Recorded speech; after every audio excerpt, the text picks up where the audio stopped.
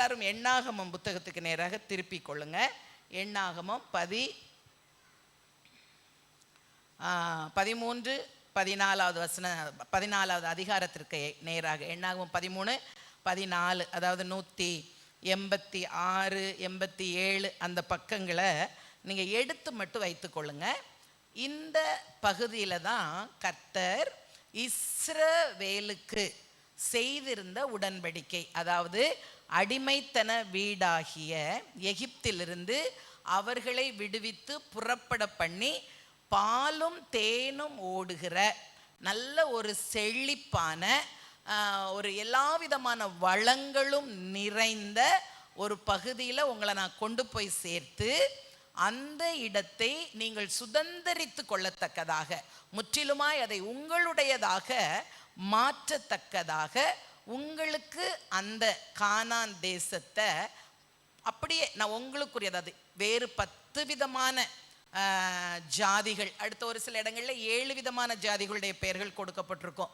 So அப்படிப்பட்டு மற்றவர்கள் ஆளுகைக்குள்ள உள்ள அவர்கள் சொந்தம் கொண்டாடி கொண்டிருக்கிற அந்த இடத்தை உங்களுக்கு நான் சொந்தமாக்கி தருவேன் என்று தேவன் மோசே மூலமாக எகிப்து தேசத்தில் அடிமைத்தனத்தில் இருந்த இஸ்ரவேல் ஜனங்களோடு கூட பேசி சொல்லி, அதற்கப்புறம் அவர்களை பலத்த கையினாலே விடுவித்து ஒரு வனாந்தரத்தின் வழியாய் கடந்து அவர்கள் அடுத்ததாக தேசத்துக்குள்ளே போகணும், கானானுக்குள்ளே போகணும் என்று சொல்லக்கூடிய அந்த சூழலிலே அந்த தேசம் எப்படிப்பட்டது என்று சொல்லி ஒரு சில நாட்களுக்கு அப்பாற்பட்டு 12 கோத்திரத்தில் ஒவ்வொரு கோத்திரத்திற்கும் ஒருவராக அவர்களை தெரிந்தெடுத்து தேவனுடைய ஆலோசனையின்படி வழி நடத்துதலின்படி மோசே அப்படி 12 பேரை அனுப்பியிருக்கிறார்.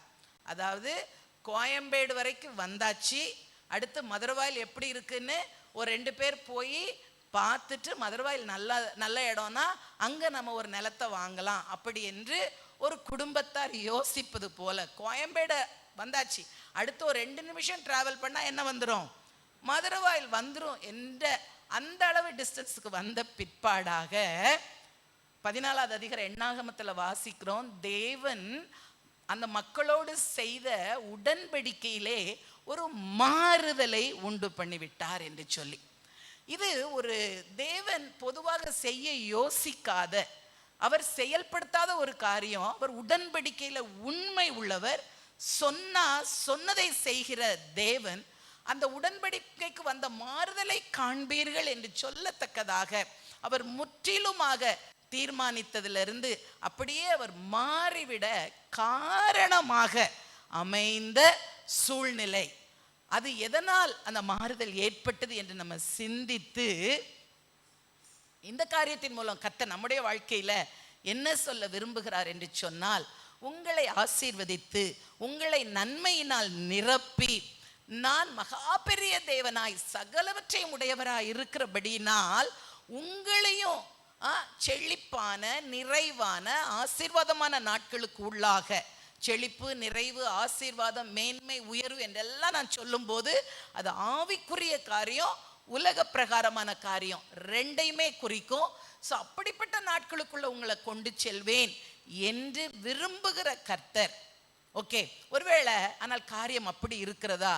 இல்லை என்றால் இந்த நாளிலே அப்படி தேவன் ஆசீர்வதிக்க முடியாதபடி அல்லது தேவ ஆசீர்வாதத்தை நம்ம சுந்தரிக்க கொள்ள முடியாதபடி இருக்கிற அந்த தடையில ஒரு காரியத்தை நம்ம இந்த நாளிலே வேதவசனங்களின் அடிப்படையில் பார்த்து நாம் அதில் ஒரு மாற்றத்திற்கு அர்ப்பணிக்கும் போது நம்முடைய வாழ்க்கை தேவ தீர்மானத்தின்படி திட்டத்தின்படி முழுமையான ஆசீர்வாதம் நிறைந்ததாக காணப்படும். ஹல்லேலூயா.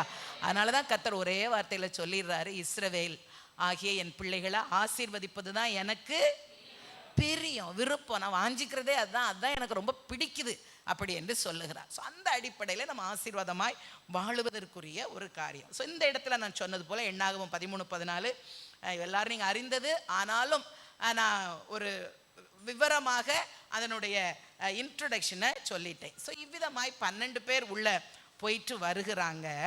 வந்த பிறகு 2 விதமான கூட்டமாக அந்த 12 பேர் பிரிகிறாங்க.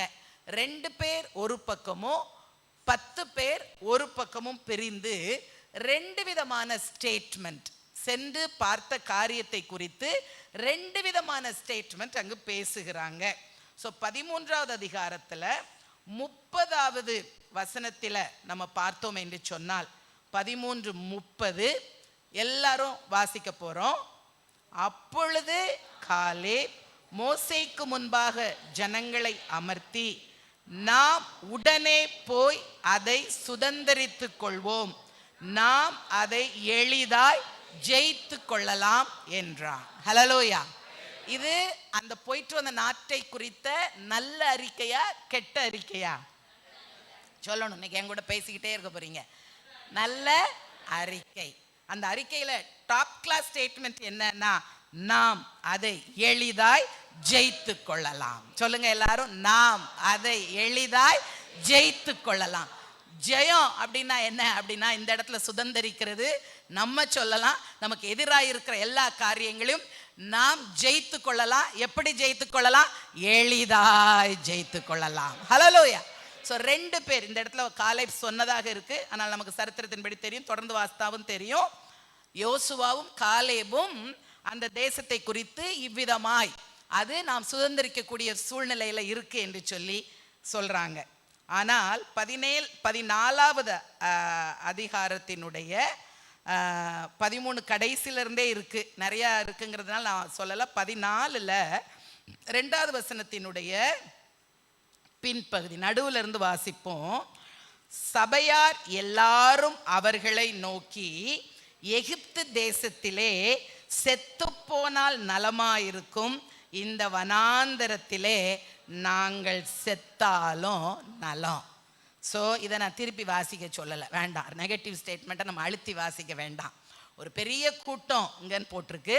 ஸோ நான் சொன்னது போல அந்த ரெப்ரசன்டேட்டிவாக சென்ற 12ல் 2 பேர் நல்ல வார்த்தைகளை பேசுகிறாங்க. மீதி 10 பேரும் அதே தேசம்தான், ஒன்று போல தான் போனாங்க. அவர்களுடைய கண்களிலே பார்த்தவைகள் எல்லாமே ஒரே மாதிரி தான் இருந்தது. ஆனால் அவர்களுடைய கண்ணோட்டம், ஓகே, அவர்களுடைய மனப்பான்மை வித்தியாசமாக இருந்தது. 2 பேர் அதை நன்மையாக, தேவன் தந்த ஆசீர்வாதமாக, அவர் சொன்ன வாக்குத்தத்தத்தின் நிறைவேறுதலாக கண்டார்கள். மற்ற 10 பேர் தேவன் மேல சந்தேகப்பட்டு, அவர் ஆசீர்வாதத்தை தருவதற்கு அல்ல, தீமையை நம்முடைய வாழ்க்கையில செய்வதற்கு இப்படியாய் அழைத்து வந்தார் என்று சொல்லி அந்த நல்ல தேவனை குறித்து தீமையான தவறான எண்ணத்தை சிந்தையிலே கொண்டு அதை தாங்கள் வைத்துக் கொள்ளாமல் வாயினால் அறிக்கையிட்டு அதன் பலனாக சபையார் என்று கொடுக்கப்பட்டிருக்கு. அதாவது எகிப்து தேசத்திலிருந்து புறப்பட்டவர்கள் கிட்டத்தட்ட 30 லட்சம் பேர் என்று சொன்னால், இந்த சபையார் என்பது யாரை குறிக்கிறது என்று சொன்னால் 29,99,998 பேர் தேவன் தந்த ஆசீர்வாதத்தை உதாசீனப்படுத்தி, அதை விசுவாசிக்க முடியாமல், அதை தீமை, அது எங்களை கொன்று போடும், இதற்கு பதிலாக நாங்க அங்க போய் சாகிறதை காட்டிலும் இந்த வனாந்தரத்தில் செத்து போனால் நன்றாயிருக்கும் என்று தவறான, தேவனை வேதனைப்படுத்தும் காரியத்தை பேசினாங்க. எனக்கு அன்பான தேவ பிள்ளைங்களே, 10 பேரு இதுல நீங்க பாத்தீங்கன்னா எண்ணாகமம் 13 கடைசியில தேசத்தை குறித்து இன்னும் 2 சென்டென்ஸ் முன்னால வாசிக்கிறேன். இப்படி இஸ்ரவேல் புத்திரருக்குள்ளே தாங்கள் சுற்றி பார்த்து வந்த தேசத்தை குறித்து துர்ச்செய்தி பரவ செய்தாங்க. அப்போ 29,99,998 பேருடைய உள்ளத்தை கலங்கடிக்க செய்யத்தக்கதாக, தேவன் மேல இருந்த விசுவாசத்தை முற்றிலுமாக அப்ரூட் பிடுங்கி எரியத்தக்கதாக ஒரு 10 பேரால முடிந்தது. முழு சபையினுடைய ஆசீர்வாதத்தை இந்த 10 பேர் பேசி, அந்த வார்த்தைகள் அவிசுவாச வார்த்தைகள் அல்லது தேவனுக்கு பிரியமில்லாத தங்களை குறித்து, தங்களுடைய எதிர்காலத்தை குறித்து பேசிய எதிர்மறையான தீமையான வார்த்தைகள் அத்தனை பேரை இன்ஃப்ளூயன்ஸ் பண்ணியது. எனக்கு அன்பான தேவ பிள்ளைகளே, இந்த நாளிலே இந்த முதல் குறிப்பாக கர்த்தர் நம்மிடத்துல என்ன சொல்லுகிறார் என்று சொன்னால், நாம் பேசுகிற வார்த்தைகள் நம்மையும் நம்மை சுற்றி இருக்கிறவர்களையும் ஒரு மேல்நிலைக்கு, ஒரு உயர்ந்த நிலைக்கு கொண்டு போக வேண்டுமே தவிர ஒரு நாளும் அவர்களுடைய விசுவாசத்தை, அவர்கள் சார்ந்திருக்கிற தேவன மனிதர்களை குறித்து எதிர்மறையான கருத்துக்களை பேசி அது அவருடைய உள்ளத்தில் கிரியை செய்து அப்படியே அவர்களை ஆசீர்வாதத்தில் இருந்து அல்லது அவர் ஆசீர்வதிக்க முடியாதபடி மோசமான சூழ்நிலைக்குள்ள நம்ம ஒரு நாளும் கொண்டு சென்று விடாதபடி நம்முடைய வாயின் வார்த்தைகளிலே நம்ம என்ன செய்தியை பரப்புகிறோம், யாரை குறித்து எப்படி பேசுகிறோம், தேவனை குறித்து எப்படி பேசுகிறோம் என்பதில் மிக மிக மிக கவனம் உள்ளவர்களாக இருக்க வேண்டும். இந்த காலை வேளையிலே கர்த்தர் நம்முடைய வாயிலிருந்து வருகிற வார்த்தைகள் அது நம்மோடு நின்று விடுவதில்லை, நம்மை சுற்றி இருப்பவர்களையும் அது பாதிக்கிறது. அவர்களுடைய ஆசீர்வாதத்தையும் அது தடுத்து போடுகிறது, இல்லாமல் ஆக்கி போடுகிறது, அவர்களை அழிவுக்கு நேராய் கொண்டு சென்று விடுகிறது என்று சொல்லி நம் வார்த்தைகளை குறித்து நம்ம எச்சரிக்கை உள்ளவர்களாக இருக்க வேண்டும் என்று சொல்லி கர்த்தர் இந்த காலை வேளையில நம்மோடு கூட பேசுகிறார். ஹல்லேலூயா, ஹல்லேலூயா. இதுல அவங்களும் அழிஞ்சு போனாங்க, அவர்களை சார்ந்தவர்களும் அழிந்து போனார்கள். இந்த 30 லட்சம் என்று சொல்லும்போது அந்த வனாந்தரத்தை, அதுக்கப்புறம் தான் அந்த 40 வருஷமாக அந்த பிரயாணம் நீட்டிக்கப்படுகிறது. அன்னைக்கு அவங்க ஒழுங்கா போய் ஒழுங்கான செய்தி சொல்லியிருந்தாங்கன்னா அதுல இருந்து ஒரு 10-15 நாட்களுக்குள்ள தேசத்துக்குள்ள போய் கானானை சுதந்திரித்திருப்பார்கள். இவர்கள் இந்த 10 பேரும் தடைகளாக மாறி துர்ச்செய்தியை பரப்புனதுனால கர்த்தர் 40 வருஷம் அந்த வனாந்திரத்தில் அலைந்து திரியும்படி அவர் அப்படியே விட்டுட்டாரு. அவர்கள் அலைந்து திரிந்து தங்கள் மேல உள்ள பாதகத்தை சுமந்தார்கள் என்று இன்னொரு இடத்துல எழுதப்பட்டிருக்கும். அவ்விதமாக அவர்கள் இருந்தார்கள். ஆனால் யார் உள்ள போனா, அந்த 2 பேர் உள்ள போனாங்கன்னா இவ்விதமான அந்த அந்த அந்த அந்த வயது வந்த மக்கள், ஓகே, அவர்களை காலாட்கள் என்று சொல்லப்பட்டிருக்கு. ஒரு இடத்துல மோசே சொல்லுவார், 6 லட்சம் காலாட்களுக்கு இந்த வனாந்தரத்தில் எப்படி நீங்க உணவு கொடுப்பீங்க? ஒரு ஒரு ஒரு வயசுக்கு மேல உள்ளவங்க அவங்க எல்லாம் அழிந்து போனார்கள். இந்த கான்வர்சேஷன்லையோ அல்லது இந்த நினைவுக்குள்ளேயோ சிக்கி கொள்ளாத அந்த சிறு பிள்ளைகள் இருந்திருப்பாங்க பார்த்தீங்களா குடும்பத்துல, அவர்கள் மட்டும் வளர்ந்து ஏற்கனவே நல்ல வயதுடையவராய் இருந்த யோசுவா அண்ட் காலேபோடு கூட சேர்ந்து அவர்கள் ஆசீர்வாதத்தை உள்ளே சென்று சுதந்தரித்தார்கள். ஹல்லேலூயா. இதுல வாயின் வார்த்தையை குறித்து நான் அழுத்தி சொன்னேன். ஆனால் இதற்கு முன்பாக இன்னொரு காரியமும், இருதயத்தின் நிறைவுனால தான் என்ன பண்ணும், வாய் பேசும். ஸோ இந்த 10 பேரும் துர்ச்செய்தியை சொல்லும் போது சபையார் எல்லாரும் முறுமுறுத்தாங்க என்பது உண்மைதான். ஏன் அந்த முறுமுறுப்பு? அவர்கள் சென்று பார்க்கவில்லை, யாரோ பார்த்ததாக சொன்னதைத்தான் அவர்கள் கேட்டார்கள். கேட்ட வார்த்தை அவர்களுடைய உள்ளத்துல, அவர்களுடைய நினைவுல அல்லது அவர்களுடைய எண்ணங்களிலே தேவன் மேல இருந்த, தேவன் சொன்னார்ல உங்களை பாலும் தேனும் ஓடுகிற தேசத்துக்கு கொண்டு போவேன்னு, தேவன் சொன்ன அந்த வார்த்தையின் மீது அதுவரை அவர்களுக்கு இருந்த விசுவாசத்தை முற்றிலுமாக அழித்து போட்டு அவர்கள் ஆசீர்வாதத்தை சுதந்தரிக்க முடியாதவர்களாக மாறிற்று. ஸோ நம்ம வெறுமனே பேசுகிறோம் என்பது மட்டும் அல்ல, அதற்கு முன்பாக நம்முடைய உள்ளத்துல தேவன் சொல்லுகிற காரியம், தேவன் நம்மோடு கூட பேசி இருக்கிற காரியம் அல்லது தேவனை குறித்து நம்ம பேசுகிற காரியம் வெறும் உதட்டளவில் இருந்து அல்ல, உள்ளத்துல இருந்து வெளியே வரணும். அதனாலதான் அப்பதான் அந்த வார்த்தை நம்முடைய வாழ்க்கையில நன்மையானதாக நினைத்து நன்மையை பேசினா நன்மையையும், எதிர்மறையாக நம்ம நினைத்து எதிர்மறையாக பேசினா தீமையையும் கொண்டு வருகிறது என்பதையும் நம்ம கவனம் உள்ளவர்களாக இருக்கணும். வாயின் வார்த்தையை குறித்து நிறைய நமக்கு வேதம் எச்சரிக்கிறது. அதே வேளையில நம்முடைய உள்ளத்தின் நினைவு எப்படிப்பட்டதாக இருக்கிறது என்பதில் நம்ம கவனம் உள்ளவர்களாக இருக்க வேண்டும்.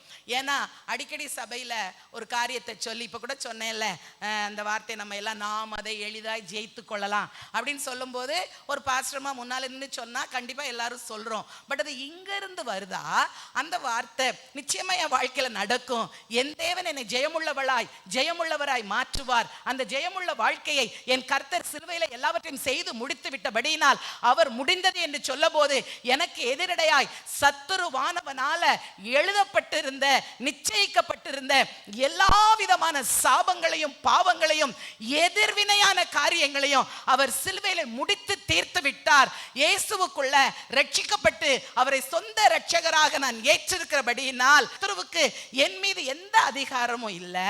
ஆகவே இயேசு கிறிஸ்துவின் மூலமாக சகல ஆசீர்வாதங்களையும் நான் சுதந்திரித்துக் கொள்வதற்கு, ஜெயமுள்ள ஒரு வாழ்க்கையை வாழ்வதற்கு என்னுடைய சொந்த பிரயாசத்தில் அல்ல, அவருடைய கிருபையின்படி அதை நான் எளிதாய் ஜெயித்து கொள்ளலாம் என்ற காரியத்தை உள்ளத்துல முதல்ல என்ன செய்யணும்?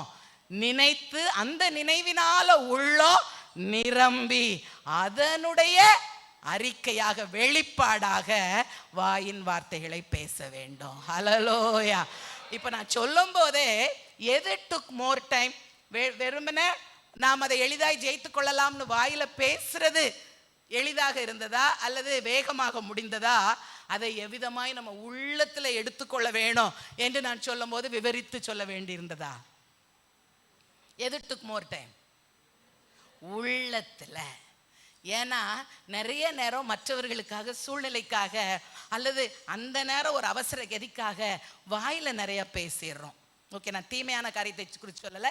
கர்த்தரை சார்ந்து அவர் மீது உள்ள நம்முடைய விசுவாசத்தை அறிக்கையிடுகிற நம்முடைய ஜெயமுள்ள வாழ்க்கைக்கு, நம்முடைய ஆசீர்வாதத்துக்கு ஏற்ற வார்த்தைகளை நம்ம என்ன பண்ணுறோம்? வாயினால் பேசிடுறோம். ஆனால் அது வெறும் உதட்டளவில் இருக்கும்போது அது பலன் தராது. ஸோ நம்முடைய உள்ளம் எப்படிப்பட்டதாக இருக்கணும், நம்முடைய உள்ளத்தின் நினைவு எப்படிப்பட்டதாக இருக்க வேண்டும் என்பது மிக மிக மிக அதிகம். இப்போ நம்ம சொல்லும்போது இந்த லட்சக்கணக்கான ஜனங்கள் எல்லாரும் பேசுனாங்களா என்னன்னு கூட நமக்கு தெரியலை.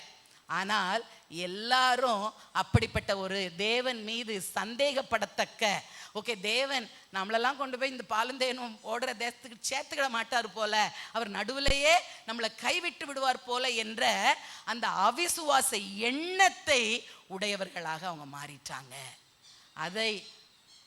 அதுவும் வாயினால் அறிக்கையிட்டதும் ஒன்று போல கர்த்தருடைய கண்கள் பார்த்ததுனால தான் அந்த ஜனங்கள் எல்லாரும் அவங்க சொன்னதின்படி நாங்கள் வனாந்திரத்தில் தான் சாவ போகிறோம், இங்கே தான் செத்து மடிய போகிறோம், அங்கே உள்ளே போய் அவங்க ராட்சசர் மாதிரி இருக்கிற அவங்க கையில் சாவதை காட்டிலும் இங்கே நாங்கள் செத்து போனால் பரவாயில்ல என்று சொன்ன அந்த வார்த்தை அவர்களுக்கே ஒரு தீர்வாக, அவர்களுடைய முடிவுக்கு ஒரு ஒரு உத்தரவாதம் கொடுக்கிற ஒரு வார்த்தையாக மாறியதை நம்ம பார்க்கிறோம். எனக்கு அன்பான தேவ பிள்ளைகளே, ஓகே, ஸோ நம்முடைய உள்ளத்துல முதலாவது ஆழமாக இருக்க வேண்டிய காரியம் என்ன? இயேசு நல்லவர், இயேசு நல்லவர். அவர் என் வாழ்க்கையில நன்மையை மட்டும்தான் செய்வார். அவரால் தீமையை யோசிக்க முடியாது. அவரால் தீமையை தம் பிள்ளைகளுக்கு கொடுக்கணுங்கிற ஒரு எண்ணம், ஒரு சின்ன அது என்ன, ஒரு புள்ளி எதுவுமே அவர்கிட்ட வர முடியாது. ஏன்னா அவரிடத்துல என்ன இல்லை? தீமை என்பது இல்லை. அவர் முழுமையுமாய் நன்மையானவர். அப்ப அவருடைய பிள்ளையாகிய எனக்கு அவர் எதை மட்டும்தான் செய்வார்?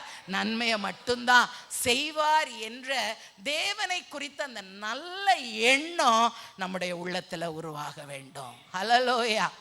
அதுல மாற்றம் வந்த போதுதான் ஏவாள் என்ன பண்ணுனா, பழத்தை எடுத்து சாப்பிட துணிந்தாள். அந்த எண்ணத்தை நமக்குள்ள விதைக்கிறது யார் தெரியுமா? ஏவாளுக்கு செஞ்ச அவனே தான். தேவன் மீது நம்ம நம்பிக்கைய, அவர் தந்திருக்கிற வாக்குத்தத்தங்கள் மீது முழுமனதான விசுவாசத்தை நாம் வைக்காதபடி, தேவன் ஒருவேளை உன்னை கைவிட்டார், தேவன் ஒருவேளை உனக்கு இந்த தீமை அனுபவிச்சா, ஏன் அவரால் நன்மை பெறுவதற்கு நீ பெரிய பரிசுத்தவாட்டியோ என்றெல்லாம் இதெல்லாம் நம்ம அடிக்கடி நினைக்கிறோம்ல. தீமை நம்முடைய வாழ்க்கையில வரும்போது கர்த்தர் எனக்கு தண்டனையை தந்து விட்டார் என்பது போல ரட்சிக்கப்பட்ட தேவ பிள்ளைகளும் நாம் நினைக்கிறோம். அதற்கு காரணம் அந்த எண்ணத்தை நமக்குள்ள விதைப்பது யாரு? பிசாசு. ரட்சிக்கப்பட்ட தேவ பிள்ளையை, நான் சபையில இருக்கிற அவர் நாமம் தரிக்கப்பட்ட பிள்ளைகளுக்கு சொல்லுகிறேன், நமக்கு வர வேண்டிய ஆக்கினையை என் தேவன் இயேசு மூலமாக சிலுவையிலே சுமந்து தீர்த்து விட்டார். நான் எந்த தண்டனையையும் எந்த ஆக்கினையையும் சுமக்க தேவையில்லை. விசுவாசிக்கிறவர்கள் கரங்களை தட்டி ஆண்டவருக்கு நன்றி சொல்லுவோம். அல்லேலூயா, அல்லேலூயா. ஒரு சில கடினமான பாதை வழியாய் அவர் நம்மை நடத்தி சென்றாலும், நான் சொல்லுகிறேன், அவர் நம்மை நடத்தி சென்றாலும் அவர் நம் கூட வருகிறவராகவே அந்த பாடு போராட்டம் பிரச்சனையில நம்மை நம்பி அதை என் பிள்ளையால ஏற்றுக்கொண்டு அதன் பிறகும் விசுவாசத்தை மறுதலியாமல் என் மகன் என் மகள் வாழுவாங்க. இது அவர்களை விசுவாசத்துல உறுதிப்படுத்தி இன்னும் அவர்களை திராணி உள்ளவர்களாய் மாற்றும் என்று நினைவிலே கர்த்தர் கரம் பிடித்து கூட வருவாரே தவிர ஒரு நாளும் அவர் தீமையை நமக்கு அனுமதிச்சுட்டு கையை கட்டிட்டு மேல இருந்து பாரு பாரு நீ செஞ்சதுக்கு இதுவும் வேணும், இதுக்கு மேலேயும் வேணும் என்று சொல்லி நம்மை குறித்து தவறான தீமையான எண்ணத்தை அவரால் நினைக்கவே முடியாது. ஏனில் அவர் முற்றிலும் நன்மையானவர், நல்லவர். அல்லேலூயா. இந்த ஒரு சத்தியத்தை நம்ம ஆழமாய் மனதில் எடுத்துக்கொள்வோம். பிசாசு நம்மையே அப்படிப்பட்ட தேவனை குறித்த எதிர்மறையான எண்ணங்களால் நம் உள்ளத்தை நிரப்பி அவர் தந்திருக்கிற வார்த்தையை, வாக்கு தத்தத்தை, ஆசீர்வாதத்தை நம்முடைய வாயினாலே மறுதலிக்கத்தக்கதாக தந்திரக்காரன் பார்த்தீங்களா, அவன் நம்முடைய வாழ்க்கையில செயல்பட்டு கொண்டு இருக்கிறான். அல்லேலூயா. இந்த காலை வேளையில அந்த சத்துருவினுடைய தந்திரத்தை அறிந்து அவனை நம்முடைய வாழ்க்கை விட்டு அகற்றும் போது நாம் நம்முடைய வாழ்வின் எல்லா நிலையிலும் எல்லா சூழ்நிலைகளிலும் நம்மை வழிநடத்துகிற தேவனால் எளிதாய் ஜெயத்தை பெற்றுக் கொள்ளலாம். அல்லேலூயா, அல்லேலூயா, அல்லேலூயா. இப்ப நான் சொல்லியிருக்கிறது ரெண்டே ரெண்டு. ஒன்று, தேவனை குறித்த, என் இயேசுவை குறித்த நல்ல நினைவுகள், நல்ல எண்ணங்கள், அவருடைய வாக்குத்தத்தங்கள், அவர் நன்மை மட்டும்தான் எனக்கு செய்வார் என்ற அந்த அந்த முடிவான நினைவு என் உள்ளத்தை நிரப்பணும். அப்படிப்பட்ட தேவன் மூலமாக நான் நன்மையை மட்டும்தான் பெற்றுக்கொள்வேன் என்று சொல்லி அந்த பாசிட்டிவான வார்த்தைகள், நான் நல்லா வாழ்வேன், என் பிள்ளைங்க நல்லா இருப்பாங்க, என் தொழில் ஆசீர்வதிக்கப்படும், என் கையின் கிரியைகளை கர்த்தர் ஆசீர்வதிப்பார், நான் வாலாகாமல் தலையாவேன், நான் கீழாகாமல் மேலாவேன், நான் இப்போது இருக்கிறதை காட்டிலும் 1000 மடங்கு எல்லாவற்றிலும் பெருகுவேன் என்று வேதத்தில் இருக்கிற சொல்றார் ஒருத்தர். 6000 வாக்கு தத்தங்களுக்கு மேல இருக்கிறான். அத்தனை வாக்கு தத்தங்களையும் கிறிஸ்து இயேசுவுக்குள்ள நான் ஆம் என்றும் ஆமேன் என்றும் சுதந்தரித்துக் கொள்ளுவேன் என்ற நம்பிக்கை, விசுவாசம் மாறாமல் நம்முடைய வாழ்க்கையில இருப்பதாக. அல்லேலூயா, அல்லேலூயா. அப்படின்னா தோல்விக்கும் நமக்கும் சம்பந்தமே இல்லை. நாம் முற்றிலும் ஜெயம் கொள்ளுகிறவர்கள் என்று ரோமரில் எழுதப்பட்டது போல நாம் முற்றிலும் ஜெயம் கொண்டவர்களாக வாழுவோம். பாவத்தின் மீதும் ஜெயம், வியாதியின் மீதும் ஜெயம், பிரச்சனைகளின் மீதும் ஜெயம், எதிர்த்து வருகிற மனிதர்கள் மீதும் ஜெயம், சூழ்நிலைகள் மீதும் ஜெயம், நாம் செயல்படுத்துகிற எல்லா காரியத்திலும் ஜெயம், ஜெயம், ஜெயம் மட்டுமே நமக்கு உரியதாக இருக்கும். அல்லேலூயா. கர்த்தருடைய நாமம் மகிமைப்படுவதாக. நம்மளை தோற்று போக பண்ண என் கர்த்தர் 33 வருஷம் இந்த பாழான பாவம் நிறைந்த உலகத்தில் மனிதனாய் வாழ்ந்து கடைசி 3 வருஷம் ஊழியம் செய்து அதனுடைய பீக்காக, உச்சக்கட்டமாக அத்தனை பாடுகளையும் ஏற்றுக்கொண்டு அவர் சிலுவையில் மரித்து அதற்கு பிறகு மரணத்தை ஜெயமாக அவர் மாற்றியிருக்க தேவையில்லை. நம்மளும் அதே பாடு பிரச்சனைக்குள்ளே போகணும்னா நம்மை ஜெயமுள்ளவர்களாக மாற்றவே அவர் சிலுவையில் எல்லாவற்றையும் செய்து முடித்து விட்டார். ஹல்லேலூயா, ஹல்லேலூயா. அடுத்ததாக நம்ம உணர்ந்து கொள்ள வேண்டிய, இதற்கு நிறையா உதாரணங்கள் இருக்குது. அந்த இருதயத்தில் நினைக்கிறதை குறித்து பார்த்தோன்னா ஆதியாகமம் எடுக்க வேண்டாம், 10 ஆதியாகமம் 18 10 முதல் 14 ஆண்டவர் சாராள்கிட்ட பேசுவார். இல்லை, உனக்கு சரியான நேரத்தில் பிள்ளை பிறக்கும் என்று சொல்ல போது சாராள் தன் உள்ளத்தில் நகைத்துன்னு போட்டிருக்கு. உள்ளத்தில் தான் நகைச்சா. பொதுவாக நகைப்பு வாயில் வெளியில் எக்ஸ்பிரஷன் வரும், உள்ளத்தில் நகைச்சிருக்கா. என் ஆண்டவர் உள்ளத்தை பார்க்கிறவர்கள் அதை பார்த்துட்டு இல்லை இல்லை நம்பு என்று சொன்னார். இன்னொருத்தரை பார்த்தீங்கன்னா யோபுவை குறித்து பார்க்கும்போது யோபு 3:25-26 அவர் அது 1-2 எல்லா காரியங்களும் அவரை விட்டு அகற்றப்பட்டுரும் இல்லை. எல்லா விதமான ஆசீர்வாதங்கள், அவருடைய சரீர சுகம் எல்லாமே என்ன பண்ணிரும், போயிரும். யோபு 3:25 பார்த்தீங்கன்னா, நான் பயந்த காரியம் எனக்கு நேரிட்டது, நான் அஞ்சினது எனக்கு வந்தது. அப்போ அவரு எப்போ எதை குறித்து பயந்திருக்கிறார் சொல்லுங்க? இது பாஸ்ட் டென்ஸ்ல சொல்றாரு. நான் பயந்த காரியம் எனக்கு நடந்துச்சு. 1-2 என்ன நடந்தது சொல்லுங்க? யோபுக்கு என்ன நடந்தது? ஃபர்ஸ்ட் சாப்டர், செகண்ட் சாப்டர்ல என்ன நடந்தது? எல்லாம் முதல்ல அவருடைய ஆஸ்திகள் அழிக்கப்பட்டுச்சு. அதற்கு பிறகு அவர்களுடைய பிள்ளைகளும் மரித்து போகிறார்கள். அப்ப நெகட்டிவாக தீமை நடந்தது. இதை அவர் என்ன பண்ணியிருக்கிறாரு? நன்மையை அனுபவித்து கொண்டிருந்த நாட்கள்ல ஒரு குறைவும் இல்லாம பரிபூரண நிறைவோடு தேவனுக்கு பயந்த ஒரு மனிதனாக தன் பிள்ளைகளுக்காக கூட பலி செலுத்தி, அவர்களும் தேவனோடு கூட ஒழுங்காய் இருக்கணும், அவர்கள் மீது எந்த விதமான பாவமோ நியமிக்கப்பட்டு விடக்கூடாது என்ற கரிசனையான ஒரு தகப்பனாய், சோ நல்ல ஒரு மனிதனாய் வாழ்ந்து கொண்டிருக்கும் போது, இது வாயில இல்ல, உள்ளத்துக்குள்ள என்ன இருந்திருக்கு? என்னைக்காவது இதெல்லாம் அழிக்கப்பட்டு போயிருமோ, என்ன நினைச்சாருன்னு போடல. ஸோ நம்ம கற்பனையை விட்டோம்னா, பிசாசு வந்து என்னைக்காவது இதெல்லாம் என்கிட்ட இருந்து பிடுங்கிடுவானோ, என்னைக்காவது எதிராளிகள் வந்து இதுவரைக்கும், ஏன்னா அதில் பல மற்ற இன மக்கள் வந்து அவனை அட்டாக் பண்ணுறாங்கன்னு தான் போட்டிருக்கோம். அங்கே உள்ள எனக்கு அடுத்த இதில் இருக்கிறவன் வந்து ஒரு நாள் என் மேலே விழுந்து என்னுடைய ஆஸ்திகளை பிடுங்கிடுவானோ, ஒருவேளை இந்த தேசத்தான் வந்து ஒருவேளை என்ன ஆயிருமோ, என்னுடைய ஆடு மாடுகள், என்னுடைய குதிரைகள், என்னுடைய ஒட்டகங்களெல்லாம் எடுத்துகிட்டு போயிருமோ, ஒரு நாள் திடீர்னு சும்மா கொஞ்சம் மழை பெஞ்சிருக்கும், இது பேரழிவு மழையாக வந்து என் ஆஸ்தியெல்லாம் அழிச்சிட்டு போயிருமோ என்று சொல்லி, எல்லாம் நன்றாக இருந்தபோது, எல்லாம் நிறைவாக இருந்தபோது என்ன நடந்தது? என்ன நினைச்சிருந்திருக்கான்? உள்ளத்துல நினைச்சிருக்கான். அதை குடிச்சு அவன் பயந்திருக்கிறான். எல்லாம் நிறைவாக இருக்கும்போது கர்த்தர் பட்சத்தில் அவனோடு கூட கர்த்தர் இருக்கிறார் என்ற சூழ்நிலையில அவனுடைய வாழ்க்கையில உள்ளத்துல, இதை வாயில பேசல, இப்பதான் வாயில பேசுறான். முதல்ல தீமையை அவன் என்ன பண்ணியிருக்கிறான்? நினைச்சிருக்கிறான். எனக்கு தீமை வந்துருமோ என்று சொல்லி நினைத்திருக்கிறான். பட் இதனால அவன் நினைத்தது நடந்தது. ஆனால் நடந்த சூழல் நமக்கு தெரியும், கர்த்தர் அனுமதித்தார்.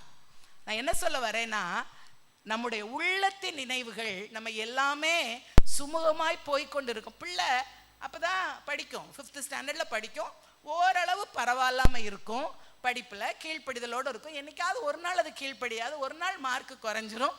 நம்ம உள்ளத்துல வித்தியாசமான எண்ணம் கொண்டு எதிர்காலத்தில் நீ இப்படியே போனா 5th ஸ்டாண்டர்ட்ல 5 பாடம் குறைய இருக்கும்போது நீ இப்படி 60 மார்க் 70 மார்க் வாங்கினா, நீ எல்லாம் 10th வரும்போது, நீ எல்லாம் 12th பப்ளிக் எக்ஸாம் எழுதும் போது உனக்கு என்னத்தை எடுக்க முடியும்? நீ தேர்றதே கஷ்டமாய் போயிடும்.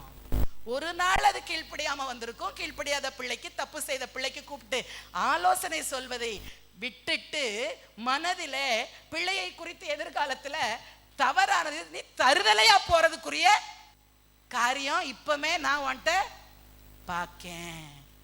நீ இப்ப செய்யறத பார்த்தா எனக்கு புரியுது, நீ பெருசான பிறகு ஒரு 1ஆம் நம்பர் கேடியா நீ இருந்துருவியோ அப்படின்னு நான் பயப்படுறேன். அப்படி நம்ம வாயில அறிக்கையிட்டு இருக்கிறோமா?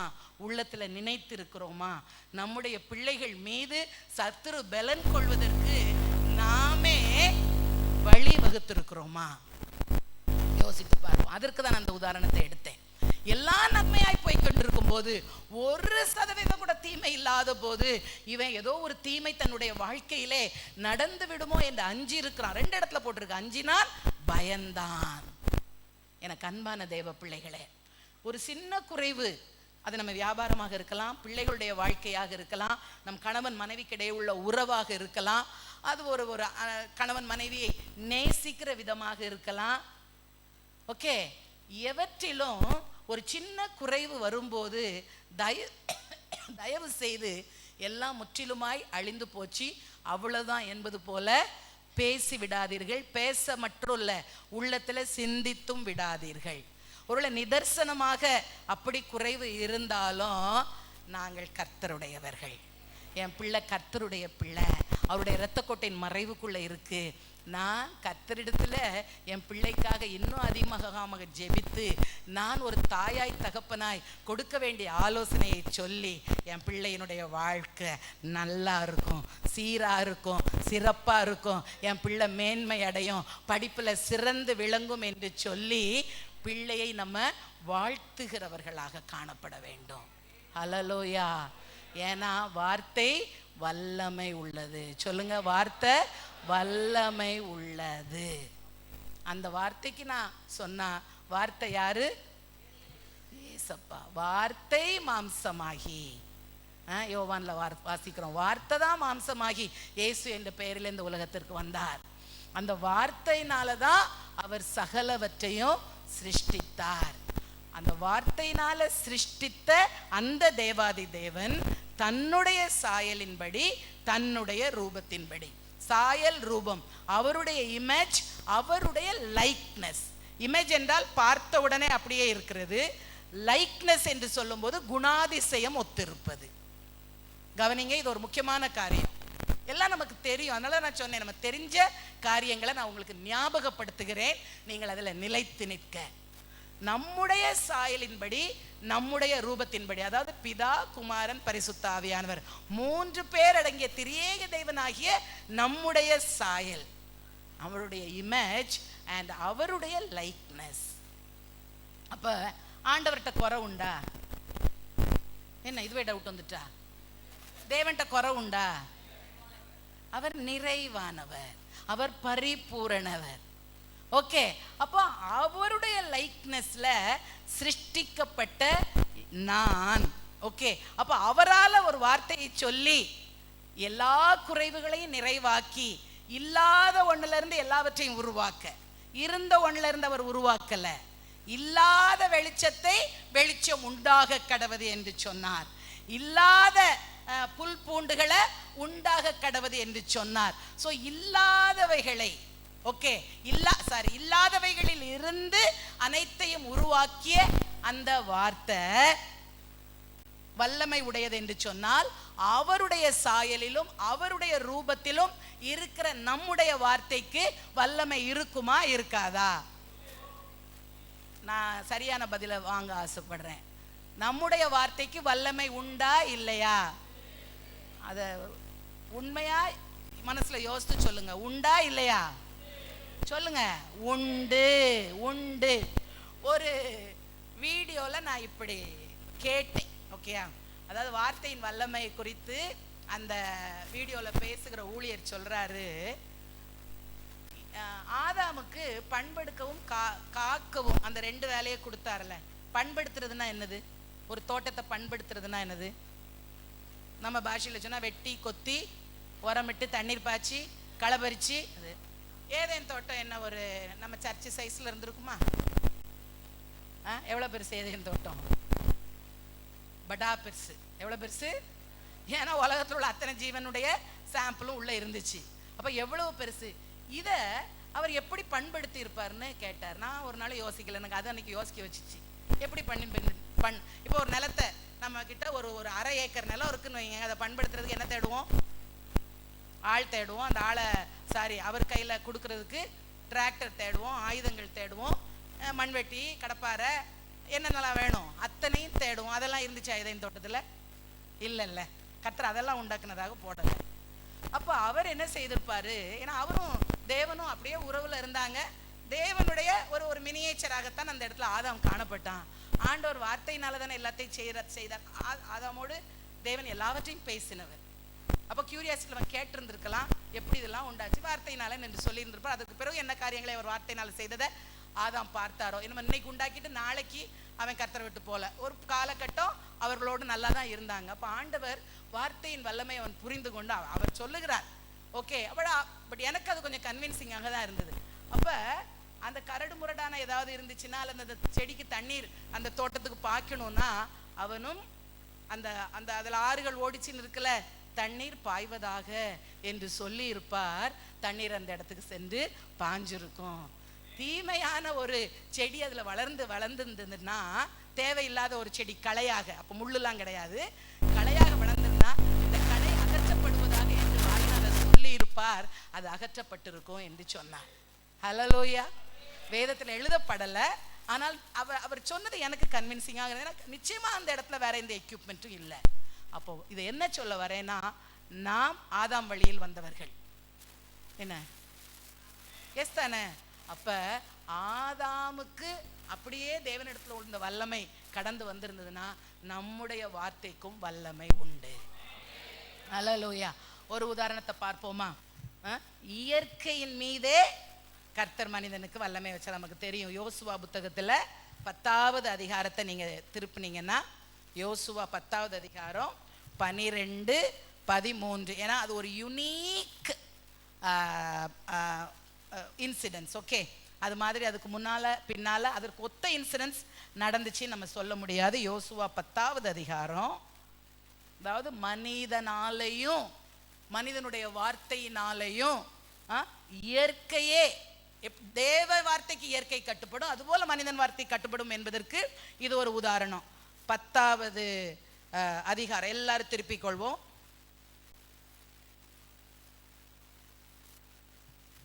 சரியா? 12, 13, 14 எல்லாரும் சேர்ந்து வாசிக்க போகிறோம். ஏன்னா நான் வார்த்தையை பற்றி பேசுறேன், அதனால் நம்ம வாசிக்க வேண்டும், நம்முடைய சத்தம் வெளியே வரணும். பேஜ் நம்பர் 281, 281 பழைய ஏற்பாட்டில் 12லேருந்து வாசிக்கலாமா? ரெடியா? கர்த்தர் எமோரியரை இஸ்ரவேல் புத்திரருக்கு முன்பாக ஒப்பு கொடுக்கிற அந்த நாளிலே யோசுவா கர்த்தரை நோக்கி பேசி, பின்பு இஸ்ரவேலின் கண்களுக்கு முன்பாக, சூரியனே நீ கிபியோன் மேலும், சந்திரனே நீ ஆயலோன் பள்ளத்தாக்கின் மேலும் தரித்து நில்லுங்கள் என்றான். அப்பொழுது ஜனங்கள் தங்கள் சத்துருக்களுக்கு நீதியை சரிக்கட்டும் மட்டும் சூரியன் தரித்தது, சந்திரனும் நின்றது. இது யாசேரின் புஸ்தகத்தில் எழுதியிருக்கவில்லையா? அப்படியே சூரியன் அஸ்தமிக்க தீவிரிக்காமல் ஏறக்குறைய ஒரு பகல் முழுவதும் நடுவானத்தில் நின்றது. இப்படி கர்த்தர் ஒரு மனிதனுடைய சொல் கேட்ட அந்நாளை ஒத்த நாள் அதற்கு முன்னும் இல்லை, அதற்கு பின்னும் இல்லை. கர்த்தர் இஸ்ரவேலுக்காக யுத்தம் செய்கிறார். ஹல்லேலூயா. நம்மளும் எத்தனை பேர் யோசுவா யோசுவான்னு பேர் வச்சுக்கிடுறோம். ஆனால் அந்த மனிதன் யோசுவா கர்த்தரிடத்துல பேசி இருக்கிறான். முந்தின சென்டென்ஸ் சொல்லி இருக்கிறான், கர்த்தர்ட்ட நான் என்ன செய்ய போறேன், இப்போ சூரியனையும் சந்தனையும் நிறுத்த போறேன். He didn't make a prayer request to God.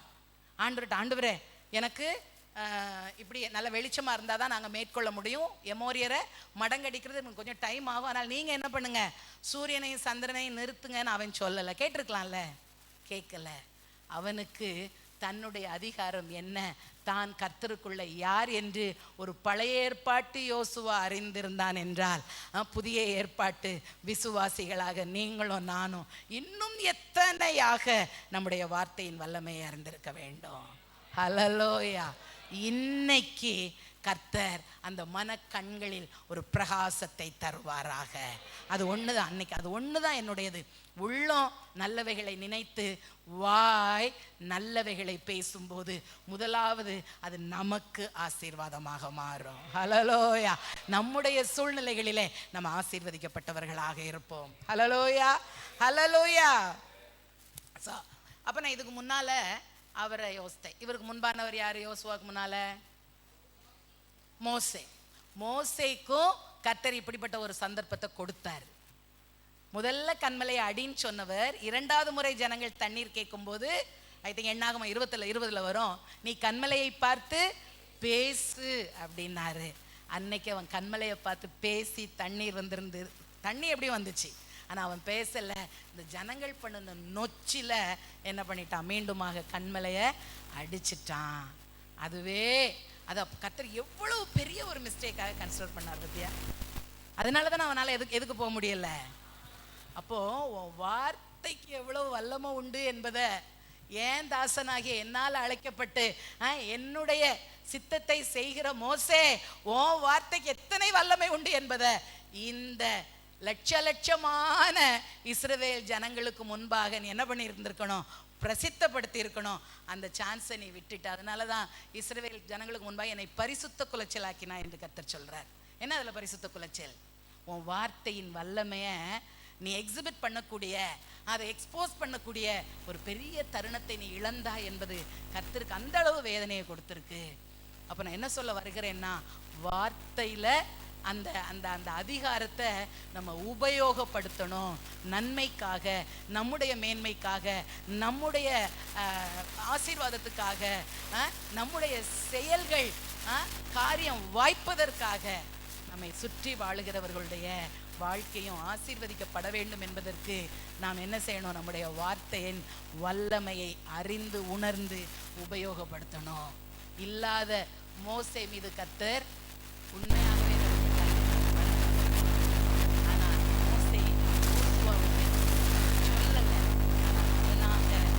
உரிமையை எடுத்து கர்த்தரோடு இருந்த அந்த ஐக்கியம், உறவு, அவனுக்குள்ள அப்படிப்பட்ட ஒரு வெளிப்பாட்டை கொடுத்து, அவன் ஆண்டவர்கிட்ட இன்ஃபர்மேஷன் மட்டும்தான் கொடுத்துட்டு அவன் அந்த அதிகாரத்தை பிரயோஜனப்படுத்தினதை என் கர்த்தர் கனப்படுத்தினார். அல்லேலூயா, அல்லேலூயா.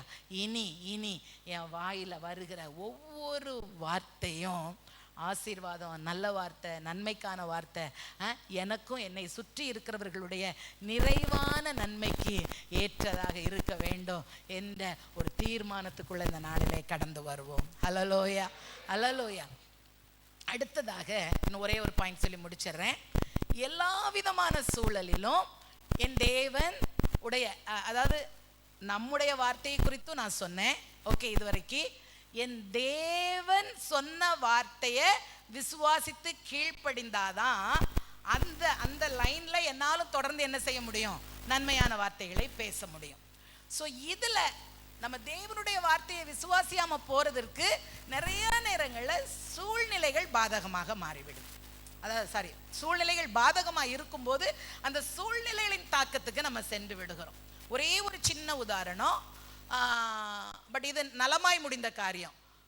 நம்மளுடைய பேதுரு, ஓகே, முழுசு என்ன பண்ணியிருப்பான்? எஃபர்ட் எடுத்து மீன் பிடிக்க ட்ரை பண்ணான். லூக்கா 5 எடுத்துக்கொள்ளுங்க வேணும்னா. லூக்கா 5ல் 4 முதல் 6 வசனங்கள்ல அழகாய் அந்த இடத்துல சொல்லப்பட்டிருக்கும் இல்ல. ஸோ இந்த இடத்துல பேதுரு யாரு? எழுத்தின்படியே அவன் ஒரு மீனவன். ஸோ மீன் பிடிக்கிறதுல உள்ள எல்லா உத்திகளும் அவனுக்கு தெரியும். ஓகேயா? அடுத்ததாக அவன் எஃபர்ட்டும் எடுத்தான். he knew the first he had the skill, he knew the technique, he made an effort. 3 ஒரு காரியம் சித்தி ஆகணும்னா அந்த காரியத்தை குறித்த அறிவு நமக்கு இருக்கணும். ஓகே, ஸோ ஸ்கில்ஃபுல்லா இருந்தான். இரண்டாவது, இந்த மீனை எப்படி பிடிக்கணும் அப்படிங்கிற அந்த வழிமுறைகள் அவனுக்கு தெரிஞ்சிச்சு. அந்த காரியத்தை முழுசும் என்ன பண்ணனா? எஃபர்ட் எடுத்தான். ஆனா பலன் இருந்ததா? இல்லை. ஸோ சூழ்நிலை மொத்தமாக நெகட்டிவா இருக்கு. நம்முடைய வாழ்க்கையிலும் இதை நான் நம்முடைய வாழ்க்கையோடு ஒப்பிட்டு சொல்லுகிறேன். இப்போ ஐடி ஃபீல்டே எப்படி போய்கிட்டு இருக்கு? ரொம்ப கீழே போய்கிட்டு இருக்கு. அடிக்கடி சொல்றோம்ல, இப்போ பூமில்ல கீழே போகுதுமாங்க. தொழில்ல இப்போ அதற்கு சாதகமான சூழ்நிலை இல்லை, விலைவாசி இல்லை, இந்த பொருள் டிமாண்ட் அப்படிலாம் இருக்கிறதுனால இந்த டைம்ல இன்வெஸ்ட் பண்ணா என்ன நடக்காது? ஒரு லாபம் வராது என்று சொல்லுவோம். ஒரு சில படிப்புகளை எடுக்கும்போது ஒவ்வொரு காலகட்டத்தில் ஒரு படிப்பை எடுப்போம். அப்ப சொல்லுவோம், இந்த படிப்பை இந்த நேரம் படிச்சோம்னா என்ன நடக்காது? எனக்கு நல்ல ஜாப் ஆப்பர்ச்சுனிட்டிஸ் நடக்காது. ஸோ சூழ்நிலையை பார்த்து ஒரு ஒட்டுமொத்த முடிவுக்குள்ள உலகம் வரும். ஆனால் அப்படிதான் இந்த இடத்துலயும் சூழ்நிலை முற்றிலும் எதிர்மறையானது. அதுல இவர் மேக்சிமம் எஃபர்ட் எடுத்தார். ஆனால் கர்த்தருடைய, கவனிங்க, இது ஒரு முக்கியமான குறிப்பு. கர்த்தருடைய பிள்ளைகளுடைய வாழ்க்கையிலே ஐடி ஃபீல்டே டவுனா போய்கிட்டு இருக்கும்போது நான் கர்த்தருடைய பிள்ளையாய் கர்த்தரை சார்ந்து அவருடைய சித்தப்படி நான் ஐடி ஃபீல்ட்ல நின்னேன்னா எனக்காக ஒரு புதிய கம்பெனியே கர்த்தர் தோற்றுவித்து அந்த புதிய கம்பெனி மற்றவங்களை எடுக்குதோ இல்லையோ, என்ன ஏற்கனவே நான் பெற்றுக்கொண்ட சேலரியை காட்டிலும் பெரிய சேலரியில கொண்டு வந்து வைப்பார் என்ற விசுவாசம் இருந்துச்சுன்னா அது நடக்கும். இத நீங்க எந்த பிசினஸ்க்கும் எடுத்துக்கொள்ளுங்க. அவரவர் இருக்கிற பிசினஸ்க்கு எடுத்துக்கொள்ளுங்க. சூழ்நிலைகளை மட்டும் பார்த்துட்டு நானும் சூழ்நிலையோடு அடித்து செல்லப்பட்டு விடுவேன் என்று தேவ பிள்ளை நினைக்க கூடாது. அந்த பணி, அந்த தொழில், அந்த வேலை, அந்த படிப்பு, அந்த பொசிஷன் உங்களுக்கு தேவ சித்தப்படி வாழ்க்கையில வந்திருந்ததுன்னா, நீங்க தேவனோட உறவுல சரியாய் வாழ்ந்து கொண்டிருந்தீங்கன்னா, அந்த முற்றிலும் நெகட்டிவான சூழலிலே என் கர்த்தருடைய வார்த்தையின்படி நீங்க கீழ்ப்படியும் போது காரியம் 100க்கு 200 பங்கு மேன்மையாக நிச்சயமாக நடக்கும். ஹல்லேலூயா, ஹல்லேலூயா. மற்றவங்கள பார்த்து பார்த்து நம்மளும் நெகட்டிவாக பேசி தேவ சத்தத்தை கம்ப்ளீட்டாக நம்ம அடைத்து போடுகிறோம். அதை முடிக்கும். அதில் இன்னைக்கு ஒரு மாற்றம் வரட்டும். பேதுரு என்ன சொன்னாரு? நாங்க அதான் பிரயாசப்பட்டு ஒன்றும் அழகப்படலை. ஸோ எங்க எஃபர்ட் இல்லை, ஆகிலும் உம்முடைய வார்த்தையின்படி. கர்த்தர் ஒரு வாக்குத்தத்தம் உனக்கும் எனக்கும் அந்த சூழ்நிலையை குறித்து கொடுத்துட்டாருன்னு வைங்களேன். இது நல்ல ஒரு உதாரணம். நமக்கு கோவிட்ல நம்ம மிஷன் ஆர்கனைசேஷன் தொடங்கி இன்னைக்கு கர்த்தருடைய சித்தப்படி நல்லா போய்கிட்டு இருக்கிறது. உதாரணமா இல்லையா? கோவிட்ல எல்லாம் அடைச்சிருந்தது, கர்த்தர் திறந்த வாசலை யாராலும் அடைக்க முடியல. நம்மோடு கூட ஆராதிக்கிற ஒரு அன்பு சகோதரி இதே வண்ணமாக அந்த கோவிட் சூழ்நிலையில அவர்களுடைய கணவருடைய வேலை, ஐடியில் இருந்தவர், ஓகே, கணவருடைய வேலை போயிடுச்சு. ஸோ வேற ஊர்ல இருந்தாங்க, அங்க இருக்கவா இங்க இருக்கவா டைலமா. குடும்பம் இங்க இருக்கு, அவர் வேற ஒரு இடத்துல வேலை பார்த்துட்டு இருக்கிறார். ஆனா நல்ல ஜெபிக்கிற தேவ பிள்ளைகள், கர்த்தரை சார்ந்திருக்கிற தேவ பிள்ளைங்க, கர்த்தர் சொன்னாரு, அதாவது எல்லாருக்கும் வேலை போய்கிட்டு இருக்குங்க. ஆனால் இந்த குறிப்பிட்ட சகோதரனுக்கு கர்த்தர் குடும்பத்தோடு இணைந்து வேலை செய்யத்தக்கதாக சென்னையில் வேலை கொடுத்தார். நம்பர் 1. நம்பர் 2, டோட்டலி அவர் இருந்த ஃபீல்டை காட்டிலும் வித்தியாசமான ஃபீல்டில் வேலை கொடுத்தாரு. 3வதாக ஏற்கனவே பெற்றுக்கொண்டிருந்த சேலரியை காட்டிலும் கிட்டத்தட்ட டபுள் பங்கு சேலரியில் வேலை கொடுத்தார். இதுக்கெல்லாம் இந்த கைத்தட்டலாம் போதாது. நம்ம விசுவாசிச்சோம்னா யாருக்கும் நடக்கட்டும். நான் செயல்படுத்திய தேவனை குறித்து பேசுகிறேன். ஏது எப்படி இருக்கட்டும்ங்க, அவர் எனக்கு ஒரு வார்த்தை சொல்லி அந்த வார்த்தையை என் உள்ளத்தில் நான் விசுவாசித்து அதையே அறிக்கையிட்டால் நடக்கும். என்னால் தைரியமாய் இந்த சாட்சியை சொல்ல முடிஞ்சுதுன்னா, அந்த பயணத்தில் அவர்கள் பயந்த போது என்னிடத்துல வந்து ஜெப குறிப்பு கேட்டிருக்கிறாங்க, ஜெபித்தோம் என்னோடு கூட, நான் அவர்களுக்காக இணைந்து ஜெபித்து இருக்கிறோம். அதனால நான் விசுவாசத்தோடு சொல்லுவேன், கர்த்தர் அந்த காரியத்தை அவருடைய வாழ்க்கையில வாய்க்க பண்ணினார். உம்முடைய வார்த்தையின் படி என்று சொல்லி அந்த செயல்பாட்டை நம்முடைய வாழ்க்கையில செய்யும் போது நம்முடைய வார்த்தையை கனப்படுத்துகிற கர்த்தர் அவருடைய வார்த்தையை கனப்படுத்தாம இருப்பாரா? ஹல்லேலூயா, ஹல்லேலூயா. எனக்கு அன்பான தேவ பிள்ளைகளை, ஒன்று ஞாபகத்தில் வச்சுக்கோங்க. நம்ம தேவ சாயலில் சிருஷ்டிக்கப்பட்டவங்க. நம்முடைய வார்த்தைக்கு என்ன உண்டு? வல்லமை உண்டு. 2வது, நம்முடைய தேவன் ரொம்ப ரொம்ப நல்லவர். அவர் எனக்கு என் வாழ்க்கையில் நன்மை மட்டும்தான் செய்வார். ஓகே, இந்த இதை தவிர மீதி கொண்டு நம்ம உள்ளத்துக்குள்ள புகுத்துறவன் சத்துரு. அவனுக்கு எனக்கும் சம்பந்தம் இல்லை, அவனுக்கு எனக்கும் சம்பந்தம் இல்லை அப்படி என்று சொல்லி என்னை குறித்த பைபிளில் இருக்கிற, நான் மீண்டும் அடிக்கடி இதை வார்த்தை கேட்போம், உங்களுக்கு என்ன நீங்கள் வாக்குத்தத்தங்கள் பெற்று வச்சிருக்கிறீங்களா? எனக்கு, என் குடும்பத்துக்கு, என் பிள்ளைகளுக்கு, என் வேலைக்கு அப்படி என்று சொல்லி வாக்குத்தத்தம் வச்சிருக்கீங்க? பைபிளில் உள்ளது தான். அந்த வாக்குத்தத்தங்களை உரிமை பாராட்டி இந்த வாக்குத்தத்தம் நடக்கும். ஓகே, எத்தனை உதாரணம் இருக்கு. நான் சொல்லியும் செய்யாதிருப்பேனோ? யாக்கோவை பார்த்து நான் உனக்கு சொன்னதை செய்யும் அளவும் உன்னை எல்லாத்துலையும் சொல்லி சொல்லி சொல்லி சொல்றது எதைத்தான் சொல்லுவோம்? வார்த்தை, வார்த்தை, வார்த்தை. வார்த்தை யாரு? கிறிஸ்து. அல்லேலூயா. அது அவர் எனக்குள்ள தந்திருக்கிறார். என் வாழ்க்கை ஜெயம். நான் எளிதாய் எல்லாவற்றையும் பெற்றுக்கொள்வேன். நான் எளிதாய் பரிசுத்தமாய், இது பரிசுத்த வாழ்க்கைக்காகவும் எழுதப்பட்டிருக்கு. என்னால் எளிதாய் பரிசுத்த வாழ்க்கை வாழ முடியும். ஏன்னா எனக்கு எதிராக இருக்கிற போராட்டங்களை என் இயேசு கிறிஸ்து சிலுவையில வெற்றி சிறந்தார். ஓகே, அதை எனக்குள்ள உண்டு பண்ணுகிற சத்ருவுக்கும் பிசாசுக்கும் எனக்கும் சம்பந்தம் இல்லை. அவன் அதை என் நினைவுகளை கொண்டு வரும்போது நான் சொல்லுவேன், அப்பாலே போ சாத்தானே, நான் முற்றிலும் ஜெயம் கொண்டவன். ஹல்லேலூயா. இப்படி சொல்லி பாருங்க, பரிசுத்த வாழ்க்கையிலும் நிச்சயமாய் ஒரு வெற்றியை நம்ம பெற முடியும். அப்படியே கண்களை மூடி ஹல்லேலூயா.